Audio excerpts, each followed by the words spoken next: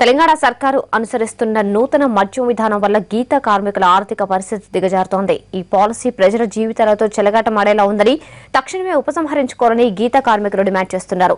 ఈ కొత్త పాలసీతో కళ్లు గీస్తే గానీ పూట గడవని గీత కార్మికుల జీవితాలు రోడ్డున పడుతున్నాయి. దాంతో చీప్ లిక్కర్ ప్రవేశపెట్టాలన్న ఆలోచనను ప్రభుత్వం విరమించుకోవాలని గీత కార్మికులు ఉద్యమిస్తున్నారు.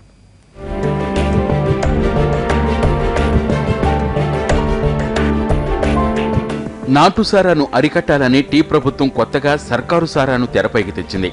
ఆరోగ్యానికి గుడుంబ హానికరమనే మాట వాస్తవమే. కానీ సర్కార్ సరఫరా చేస్తానంటున్న సారా పేదల ఆరోగ్యాలు చెడిపోకుండా ఉంటుందా అనే సందేహాలు వ్యక్తమవుతున్నాయి. టీ సర్కార్ ప్రవేశపెడుతున్న చీప్ లిక్కర్ గీత కార్మికులకు పెద్ద సమస్యగా మారింది.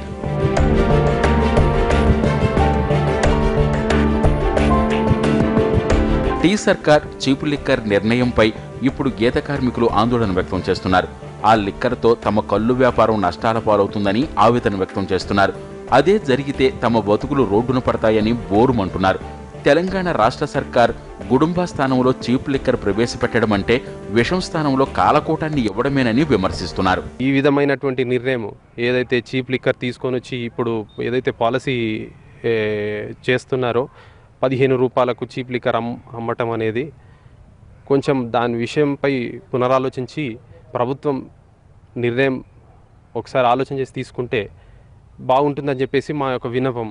మహబూబ్నగర్ జిల్లాలో కల్లు గీత వృత్తిపై లక్షలాది మంది జీవితాలు ఆధారపడున్నాయి. కల్లు ధర కన్నా తక్కువగా మద్యం ఇస్తే తాము నాశనమైపోతామంటున్నారు గీత కార్మికులు. ప్రభుత్వం నూతన మద్యం పాలసీపై మరోసారి పునరాలోచించాలని కోరుతున్నారు.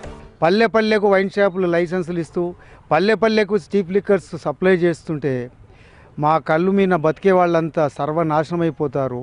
ఆ పుణ్యము కేసీఆర్కి దక్కకుండా ఈ పాలసీని వెనక్కి తీసుకొని పూర్వంలో ఎలా ఉన్నదో అలాగా కంటిన్యూ చేస్తారని మేము ఆశిస్తున్నాము.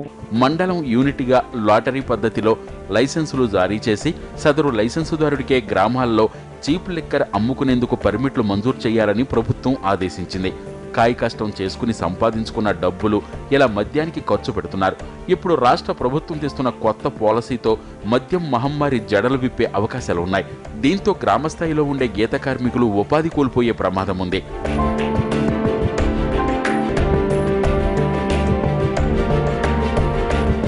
నూతన మద్యం తేవడం వల్ల రాష్ట్ర సర్కార్ ఆర్థికంగా బలపడడానికేననే విమర్శలు వస్తున్నాయి.